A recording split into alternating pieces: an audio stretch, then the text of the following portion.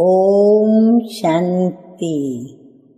आज की तारीख है 15/1/15 और आज की ज्ञान मुरली का शीर्षक बाबा कहते हैं, मीठे बच्चे तुम अपने को संगम युगी ब्राह्मण समझो तो सतयुगी झाड़ देखने में आएंगे और अपार खुशी में रहेंगे। जब नजरों के आगे कोई सुंदर सा दृश्य हो जो मन को भाने वाला हो, आंखों को भी पसंद आने वाला दृश्य हो, तो नेचुरली अंदर में खुशी की तरंगें उठती है। तो बाबा भी कहते हैं कि मीठे बच्चे, यदि हम स्वयं को संगम युग का समझेंगे तो संगम युगी ब्राह्मण क्या कर रहे हैं, नई सतयुगी दुनिया ला रहे हैं। तो हमें आने वाली नई दुनिया के बाबा कहते झाड़ दिखेंगे तो अपार खुशी होगी, माना वो दृश्य दिखेंगे। आज का प्रश्न है, जो ज्ञान के शौकीन बच्चे हैं उनकी निशानी क्या होगी? उत्तर है, वे आपस में ज्ञान की ही बातें करेंगे, कभी भी पर चिंतन नहीं करेंगे। एकांत में जाकर विचार सागर मंथन करेंगे। तो दूसरा प्रश्न है, इस सृष्टि ड्रामा का कौन सा राज तुम बच्चे ही समझते हो? उत्तर है, इस सृष्टि में कोई भी चीज सदा कायम नहीं है सिवाय एक शिव बाबा के।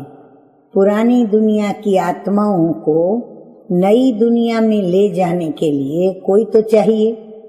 यह भी ड्रामा का राज तुम बच्चे ही समझते हो।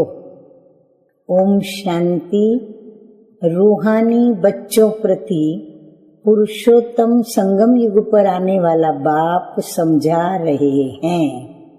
यह तो बच्चे समझते हैं कि वर्तमान हम क्या हैं। बाबा कहते हैं कि तुम बच्चे ब्राह्मण हो, तो हम ब्राह्मण हैं। अपने को ब्राह्मण समझते हो, वह भी भूल जाते हो। बाबा पूछ रहे हैं, ब्राह्मणों को अपना कुल नहीं भूलता है। तुमको भी ये जरूर याद रहना चाहिए कि हम ब्राह्मण हैं।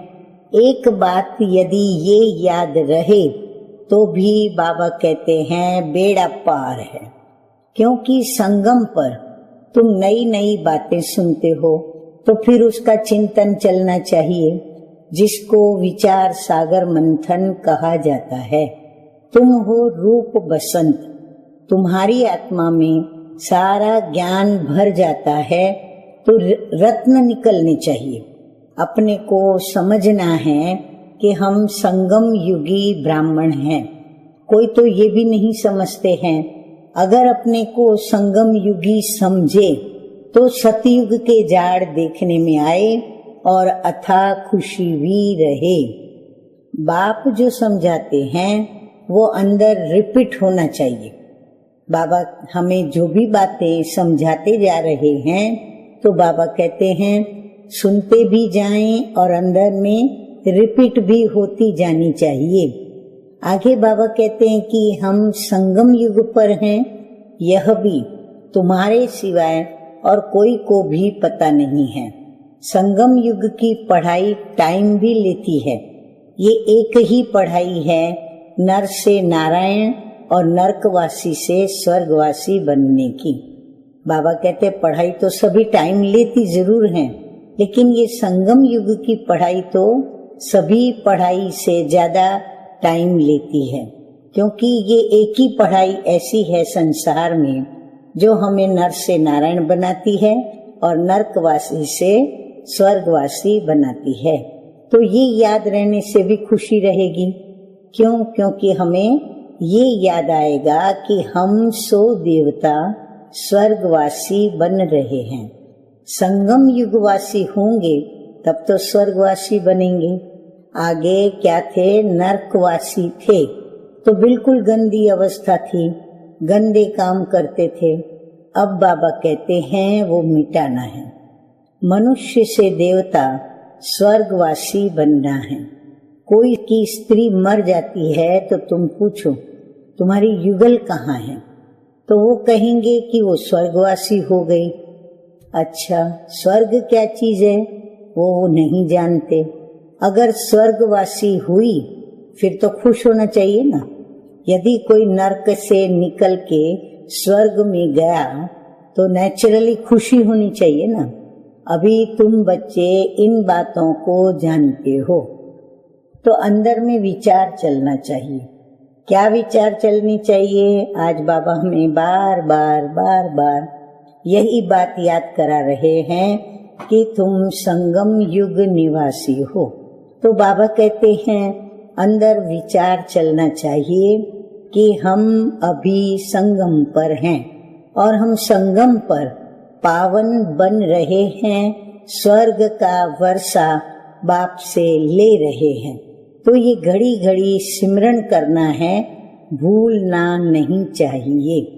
तो आज आप मुरली से यही सारी पॉइंट्स निकालेंगे कि हम संगम युग निवासी हैं।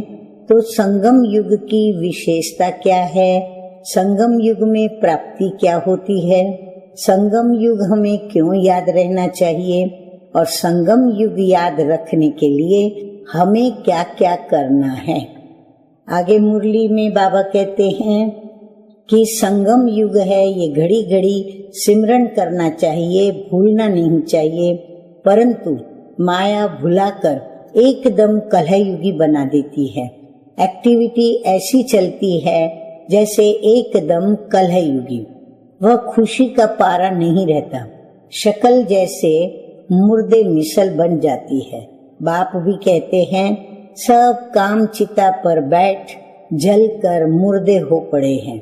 तुम जानते हो हम मनुष्य से देवता बनते हैं तो वो खुशी होनी चाहिए ना। इसलिए गायन भी है कि अतीन्द्रिय सुख की भासना गोप गोपियों से पूछो। तो ये गोप गोपियां भी कब होते हैं? संगम युग पर। और ये अतीन्द्रिय सुख की भासना भी किस युग में प्राप्त होती है? संगम युग पर। और बाप भी कब आते हैं ये भासना देने? संगम युग पर। तुम अपनी दिल से पूछो कि हम उस भासना में रहते हैं। तुम ईश्वरीय मिशन हो ना। ईश्वरीय मिशन क्या काम करती है? पहले तो शूद्र से ब्राह्मण, फिर वो ब्राह्मण से हमें देवता बनाती है। हम ब्राह्मण हैं ये भूलना नहीं चाहिए। वह ब्राह्मण तो झट कह देते हैं कि हम ब्राह्मण हैं, वह तो है कुख की संतान। तुम हो मुख वंशावली, तो तुम ब्राह्मणों को बहुत नशा होना चाहिए। गाया भी हुआ है ब्रह्मा भोजन। जिस ब्रह्मा भोजन के लिए देवताएं भी तरस जाते हैं, देवताएं भी भोजन स्वीकार करने की आश रखते हैं। तुम किसी को ब्रह्मा भोजन खिलाते हो तो कितना खुश होते हैं। हम पवित्र ब्राह्मणों के हाथ का खाते हैं कि मनसा वाचा कर्मणा पवित्रता होनी चाहिए। कोई अपवित्र कर्तव्य नहीं करना चाहिए। टाइम तो लगता है, बाबा भी जानते हैं कि हम अपवित्र संस्कारों को पवित्र बना रहे हैं तो उसमें समय लगेगा। परंतु समय लगेगा का मतलब ये नहीं कि हम अलबेले हो करके और आराम से अपने जीवन का पुरुषार्थ करें। बाबा कहते हैं जन्मते ही तो कोई पवित्र नहीं बनता। भले गायन है सेकंड में जीवन मुक्ति। बाप का बच्चा बना और वर्षा मिला। एक बार पहचान कर यदि कहा कि ये प्रजापिता ब्रह्मा है, ब्रह्मा वलत शिव, निश्चय करने से ही वारिस हो जाता है। फिर अगर कोई अकर्तव्य करेंगे तो सजाएं बहुत खानी पड़ेंगी। जैसे काशी कलवट का समझाया है, सजा खाने से हिसाब किताब चुकतू हो जाता है। मुक्ति के लिए ही कुएं में कूदते थे। अब यहाँ तो वो बात नहीं है। शिव बाबा बच्चों को कहते हैं माम एकम याद करो। कितना सहज है। फिर भी माया का चक्र आ जाता है। ये तुम्हारी युद्ध जो है वो सबसे जास्ती टाइम चलती है। बाहुबल की युद्ध इतना समय नहीं चलती है। तुम तो जब से आए हो युद्ध शुरू है। पुरानों से कितनी युद्ध चलती है, नए जो आएंगे उनसे भी चलेगी। उस लड़ाई में भी मरते रहते हैं, फिर दूसरे उसमें शामिल होते रहते हैं। यहाँ भी मरते हैं, वृद्धि को भी पाते हैं। झाड़ बड़ा तो होना ही है। बाप मीठे मीठे बच्चों को समझाते हैं कि ये याद रहना चाहिए। क्या याद रहना चाहिए? कि शिव बाबा वो बाप भी है, सुप्रीम टीचर भी है, सतगुरु भी है। कृष्ण को तो सतगुरु, बाप या टीचर तो सभी का नहीं कहेंगे। आगे मीठे मीठे बाप दादा कहते हैं तुम्हें सबका कल्याण करने का शौक होना चाहिए। महारथी बच्चे सर्विस पर रहते हैं, उनको तो बहुत खुशी रहती है। जहाँ से निमंत्रण मिलता है भागते हैं। प्रदर्शनी सर्विस कमेटी में भी अच्छे अच्छे बच्चे चुने जाते हैं। उनको फिर डायरेक्शन मिलते हैं। सर्विस करते रहे तो कहेंगे कि यह ईश्वरीय मिशन के अच्छे बच्चे हैं। बाप भी खुश होगा, ये तो बहुत अच्छी सर्विस करते हैं। तो अपनी दिल से पूछना चाहिए कि हम सर्विस करते हैं। हाँ, तो बाबा कहते सेवा के साथ साथ स्वयं की चेकिंग भी करनी है कि हम सर्विस करते हैं, जो बाप भी खुश हो। कहते हैं on God fatherly service. God father की सर्विस क्या है? बस बाबा कहते हैं सबको यही पैगाम दो, मन मना भव। आदि मध्य अंत की नॉलेज तो बुद्धि में है ही। तुम्हारा नाम ही है क्या? ब्राह्मणों का नाम क्या है? स्वदर्शन चक्रधारी। तो उसका चिंतन चलना चाहिए। स्वदर्शन चक्र रुकता थोड़ी ही है। तुम चैतन्य लाइट हाउस हो। तुम्हारी महिमा बहुत गाई जाती है। बेहद के बाप का गायन भी तुम समझते हो। वह ज्ञान का सागर पतित पावन है, गीता का भगवान है, और वही ज्ञान और योग बल से यह कार्य कराते हैं। तो इसमें योग बल का बहुत प्रभाव है। भारत का प्राचीन योग मशहूर है, वह तुम अभी सीखते हो। सन्यासी तो हठ योगी हैं, वो पतितों को पावन बना न सके। ज्ञान तो है ही एक बाप के पास, ज्ञान से तुम जन्म लेते हो। गीता को माई बाप कहा जाता है, माता पिता है ना। तुम शिव बाबा के बच्चे हो, फिर तुमको माता पिता चाहिए ना। मनुष्य तो भले गाते हैं परंतु समझते थोड़ी हैं। बाप समझाते हैं इसका अर्थ कितना गुह्य है। गॉड फादर कहा जाता है, फिर माता पिता क्यों कहा जाता? तो बाबा ने समझाया है कि भले सरस्वती है परंतु वास्तव में सच्ची सच्ची मदर कौन है? हम संगम युगी ब्राह्मणों की ब्रह्मपुत्रा है। सागर और ब्रह्मपुत्रा है। पहले पहले संगम इनका होता है, साकार ब्रह्मा बाप और निराकार बाबा का। फिर बाबा इनमें प्रवेश करते हैं। तो ये कितनी महीन बातें हैं। बहुतों की बुद्धि में ये बातें रहती नहीं जो चिंतन करे। हाँ, मन के अंदर हो तो चिंतन करे ना। मन में ही नहीं होंगी, स्टॉक ही अंदर में नहीं लिया, जमा नहीं किया, तो चिंतन कहाँ से चलेगा? तो बिल्कुल कम बुद्धि है, कम दर्जा पाने वाले हैं। उन्हों के लिए बाप फिर भी कहते हैं कि अपने को आत्मा समझो। तो ये तो सहज है ना। हम आत्माओं का बाप है परमात्मा। वह तुम आत्माओं को कहते हैं कि माम एकम याद करो तो विकर्म विनाश हो। ये मुख्य बात है। दल बुद्धि वाले बड़ी बातें समझ न सके, इसलिए गीता में भी है मन मना भव। सभी लिखते हैं कि बाबा याद की यात्रा बहुत डिफिकल्ट है। हाँ, कहीं आप तो ऐसा नहीं समझते कि याद की यात्रा बहुत डिफिकल्ट है? यदि आप समझते हो कि बहुत डिफिकल्ट है और घड़ी घड़ी भूल जाते हैं, कोई ना कोई पॉइंट पर हारते हैं, तो बाबा कहते हैं कि ये बॉक्सिंग है। हाँ, फिर ये याद रखो कि माया से हम बॉक्सिंग कर रहे हैं। माया और ईश्वर के बच्चों की आपस में बॉक्सिंग है, इसका किसी को भी पता नहीं है। बाबा ने समझाया है कि माया पर जीत पाकर कर्मातीत अवस्था में जाना है। पहले पहले तुम आए हो कर्म संबंध में, उसमें आते आते फिर आधा कल्प के बाद तुम कर्म बंधन में आ गए हो। तो बाबा कहते हैं पहले कर्म संबंध में होते हो, फिर आधा कल्प के बाद कर्म बंधन में आ गए हो। पहले पहले तुम पवित्र आत्मा थी, कर्म बंधन न सुख का न दुख का था। बाबा कहते इतनी पवित्र आत्मा थी कि न कर्म बंधन का सुख था, न हमें कोई दुख था।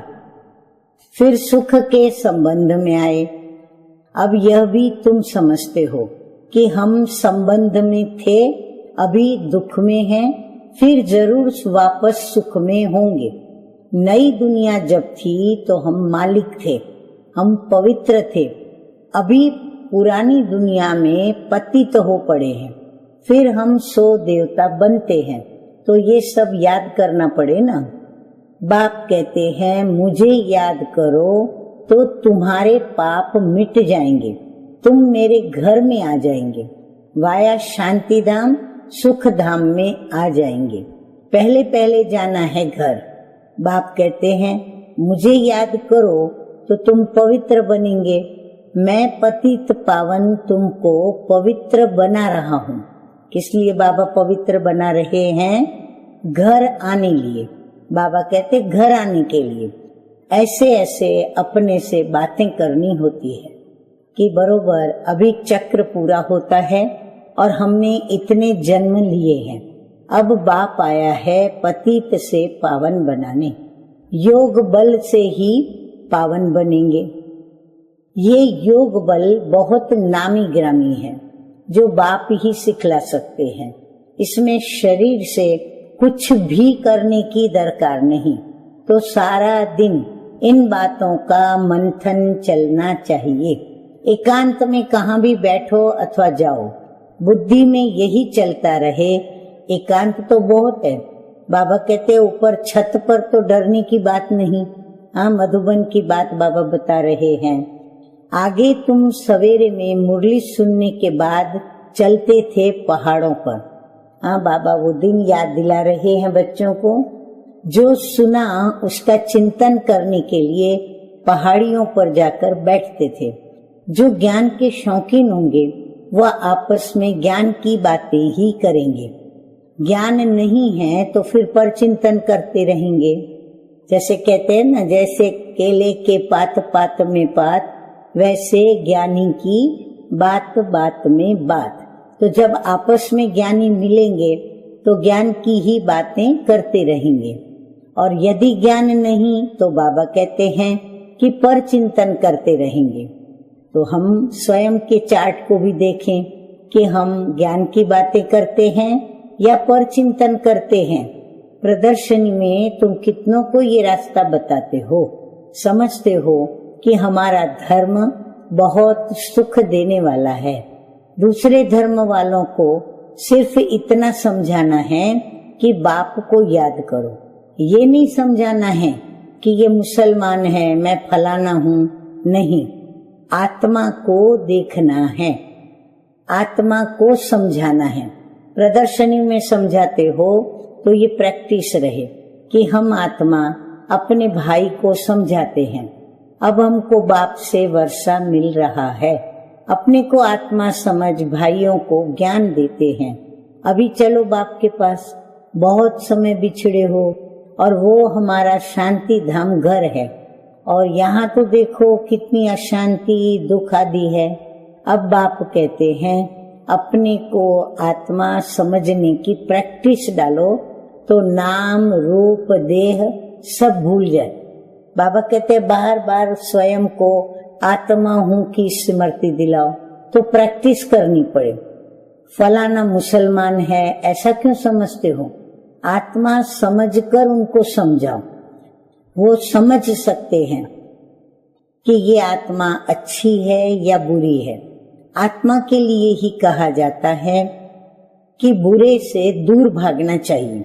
यानी जो व्यक्ति, जो आत्मा संस्कारों की, स्वभावों की अच्छी नहीं, उनसे दूर भागना चाहिए।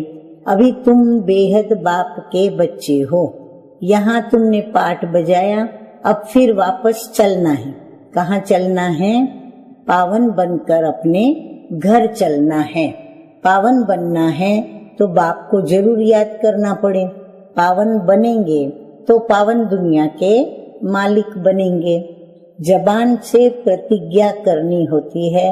बाप भी कहते हैं प्रतिज्ञा करो। हाँ, ऐसे नहीं हम मन ही मन में बाबा से प्रतिज्ञा करते हैं या हमने कर ली है। बाबा कहते नहीं, जबान से बोलना आवश्यक है। वो आवाज जहाँ पर भी पहुँचेगा, जितनों के बीच पहुँचेगा, तो हमको स्मृति रहेगी कि हमने कितनों के बीच में जबान से ये प्रतिज्ञा की है, तो हमारी प्रतिज्ञा टूटेगी नहीं जल्दी। बाप भी कहते हैं प्रतिज्ञा करो। बाप युक्ति भी बताते हैं कि तुम आत्मा भाई भाई हो, फिर शरीर में आते हो तो भाई बहन हो। भाई बहन कभी विकार में जा नहीं सकते। पवित्र बन और बाप को याद करने से तुम विश्व के मालिक बन जाएंगे। समझाया जाता है कि माया से हारे, फिर उठ करके अब खड़े हो जाओ। जितना खड़े होंगे उतनी प्राप्ति होगी। ना घाटा और ना जमा होता है। आधा कल्प जमा फिर रावण राज्य में ना हो जाता है, यानी रावण राज्य में फिर घाटा हो जाता है।